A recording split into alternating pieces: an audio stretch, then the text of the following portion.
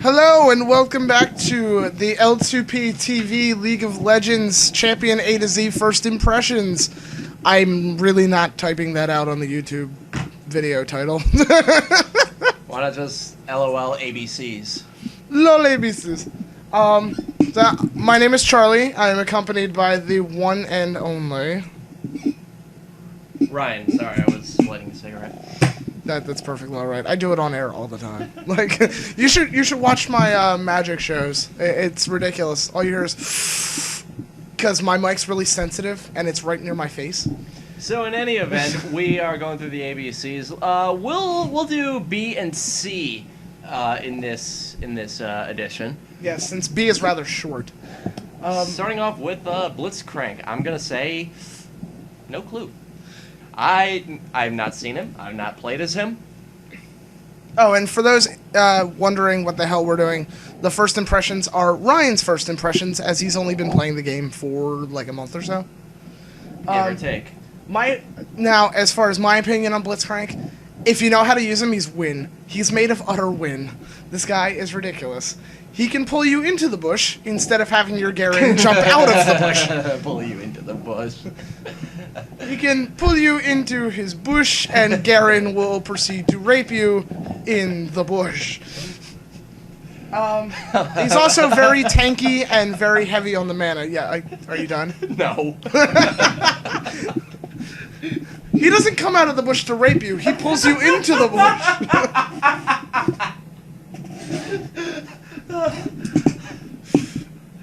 Well, that's our show. Speaking of bushes, now, next up on our list is Brand. Fire!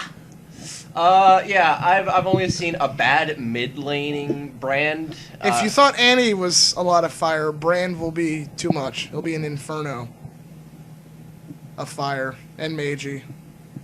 I don't know, Brand's more of a combo mage. Like, every mage has their sweet spot as far as abilities to combo out with. Like, Annie happens to be like, you know, I will fireball you, drop tibbers, and then you'll die. But Brand's is like kind of weird, where he has this debuff on everybody when he hits them. They're burning, so his attacks do extra effects. He's kind of difficult from what I've seen. It's really hard to notice a good Brand. So that's it for the B's. And they are the bee's knees, and we're moving on to the C's.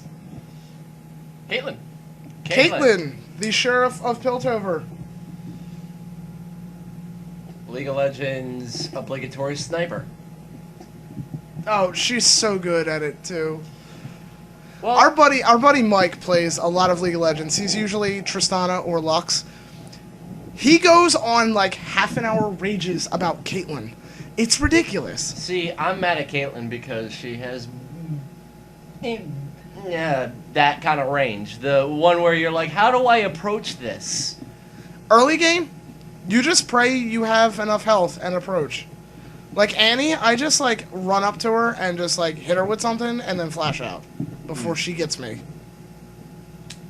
So, I mean, not much to say about Caitlyn. She's skill-wise, you know, balanced. She is fun to play, as Charlie will rage about. Oh no, she is a blast to play. Like I've had situations where it's just not even fair, the things I do with Caitlyn. But anyway, next up is Cassiopeia.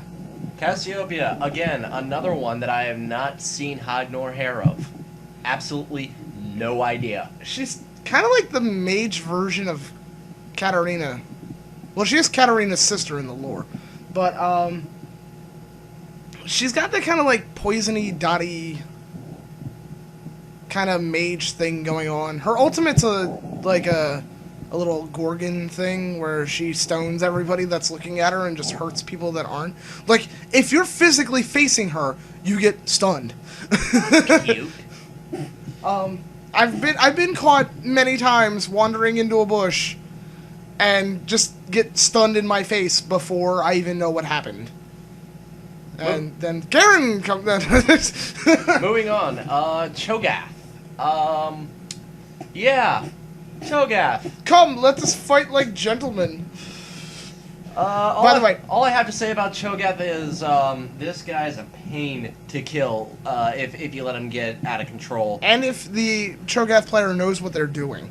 Like, I've seen a lot of bad Cho'Gaths that just, like, if you don't know what you're doing with Cho'Gath, this guy's really easy to just focus down. Like, you really have to know what you're doing and managing your tankiness versus your massive health pool. Like, Madred's Blood Razor will tear this guy to shreds just because of the extra damage based on his health.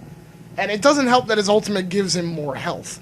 The funniest thing about Cho'Gath is he wins the award for quite possibly best skin in the game. Close second is Teemo. But the Gentleman Cho'Gath skin takes this guy that is otherwise just completely and utterly a beast and an abomination to everything natural. Think Lovecraftian horror. And turns him into an English gentleman. Good show.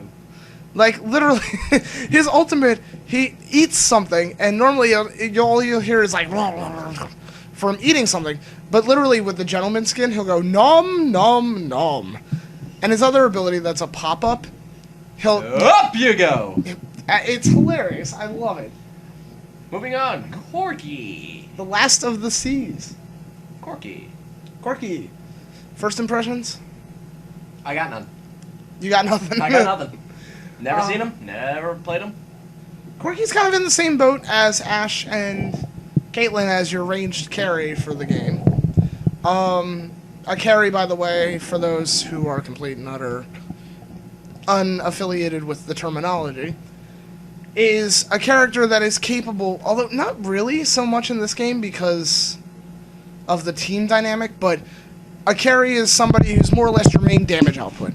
You're not going to be doing much to your enemy unless this character is there and can seriously be left alone to lay down the beats. Corki's really good at what he does. I've seen a lot of good Corki play in like the DreamHack Season 1 finals and stuff like that, but it's really hard to screw up ranged carries. Like, honestly, unless you're building stupid items, it's really difficult. Why not just do D? There's only Dr. Mundo. You really? Mundo's the only D? Yeah. Okay. Mundo! Oh, by the way, if you're playing a game of Let's Guess the Champion by their champion select phrase, don't press Mundo.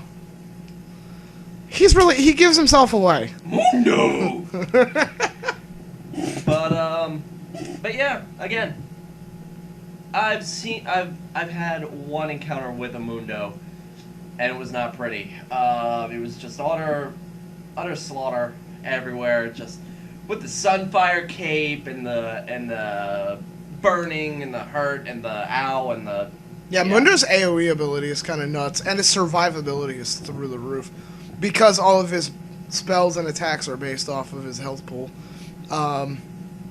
So, like, you'll see a lot of Mundos just stacking health, because it makes him utterly retarded. Again, another character that if you don't know what you're doing, Madred's Blood Razor will eat you alive.